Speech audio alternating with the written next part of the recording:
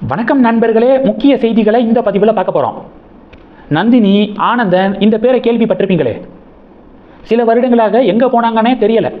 திமுக ஆட்சி நடந்தப்ப இப்போ திமுக ஆட்சி முடிஞ்சு ஆட்சி மாற்றம் ஏற்பட்டிருக்குல்ல, மறுபடியும் சாட்டை தூக்கிட்டு கிளம்பிட்டாங்க. சாட்டை பிடிச்சிக்கிட்டு அந்த போராட்டம் இந்த போராட்டம் அப்படின்னு பண்ணிக்கிட்டே இருப்பாங்க. இப்போ இந்த நந்தினி, ஆனந்தன் ரெண்டு பேரும் நாளைக்கு உயர்நீதிமன்ற மதுரை கிளைக்கு முன்பாக ஒரு போராட்டம் நடத்த போகிறாங்களாம். என்ன போராட்டம் தெரியுமா?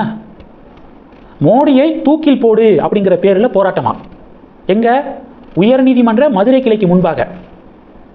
அவங்களுடைய சமூக வலைதளத்தில் ஒரு போஸ்ட் போட்டிருக்காங்க. புல்வாமால 40 CRPF வீரர்களை படுகொலை செய்து அப்படுகொலையை தேர்தல் ஆதாயத்துக்காக பயன்படுத்திய கொடூர குற்றவாளிகளான மோடி, அமித்ஷா, ராஜ்நாத் சிங்கு, நிர்மலா சீதாராமன், அஜித் தோவல், RN ரவி இந்த 6 பேரை தூக்கில் போட கோரி போராட்டம் நடத்த போகிறோம். டெல்லியில் நடத்த தான் பிளான் பண்ணியிருந்தோம். அதுக்கு முன்னாடி தமிழகத்தில் நடத்திட்டு அடுத்து டெல்லியில் நடத்தலாம் அப்படிங்கிறதுக்காக நாளைக்கு 16/6/2026 போராட்டம் நடக்கும் அப்படின்னு அறிவிச்சிருக்காங்க. என்ன போராட்டம்? மக்களால் தேர்ந்தெடுக்கப்பட்ட ஒரு பிரைம் மினிஸ்டரை தூக்கில் போடு போராட்டமா. தமிழக பாஜகவுக்கு இதெல்லாம் கவனிக்க நேரம் இருக்கா? அண்ணாமலையை திட்டுறதுக்கு மட்டும்தான் நேரம் இருக்குது.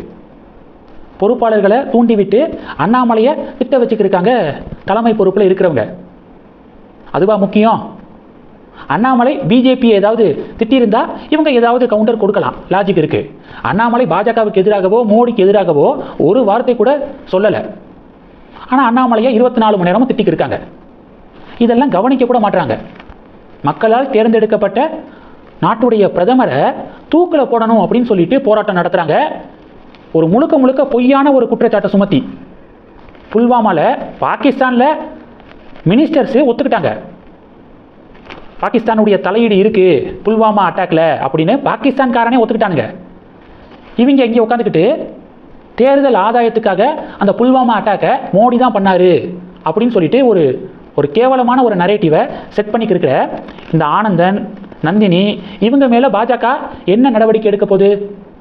பாஜகவுடைய லீகல் டீமு என்ன பண்ணுது அப்படிங்கிறதான் தமிழக பாஜகவில் இருக்கக்கூடிய கொஞ்ச நெஞ்ச தொண்டர்களுடைய ஆதங்கமாக இருக்குது.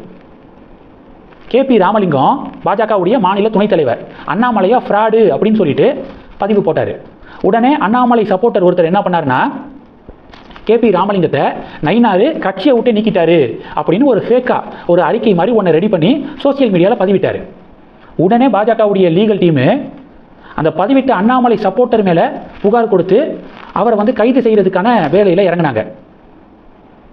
அவர் மேலே ஆக்ஷன் எடுக்கிறதுக்கு பிஜேபியுடைய லீகல் டீமு வேலைகள் பார்த்தாங்க. அதுவா முக்கியம்? முதல்ல இந்த ஆனந்தன், நந்தினி இவங்களை உள்ளே தள்ளுறதுக்கு, சிறையில் தள்ளுறதுக்கு ஏதாவது நடவடிக்கை எடுங்க தமிழக பாஜக, ஏதாவது பண்ணுங்க. அதுக்கப்புறம் பொறுப்பாளர்களை விட்டு அண்ணாமலையை திட்ட வைக்கலாம் அப்படின்னு தொண்டர்கள் கொந்தளிச்சு போய் பதிவுகள் போட்டுக்கிருக்காங்க. இது பெரிய பரபரப்பை ஏற்படுத்தியிருக்கு. தமிழ்நாடு கவர்மெண்ட்டு தாமாக முன்வந்து அந்த 2 பேரும் மேலே வழக்கு பதிவு செய்து உள்ள தூக்கி போடணும். இதை யாராவது கம்ப்ளைண்ட் பண்ணாதான் நடவடிக்கை எடுக்கணும் அப்படிங்கிற அவசியம் கிடையாது. இதை கவர்மெண்ட்டு, ஏன்னா நாட்டுடைய பிரதமருக்கு எதிராக இராணுவ விவகாரத்தில் ஒரு ஃபேக்கான அலிகேஷனை இவங்க பரப்பிக்கிருக்காங்க. டிஎன் கவர்மெண்ட்டு தாமாக முன்வந்து வழக்கு பதிவு செய்து இந்த 2 பேரையும் சிறையில் அடைக்கணும். அதுதான் சரி அப்படிங்கிறது பொதுமக்களுடைய பார்வையாக இருக்குது.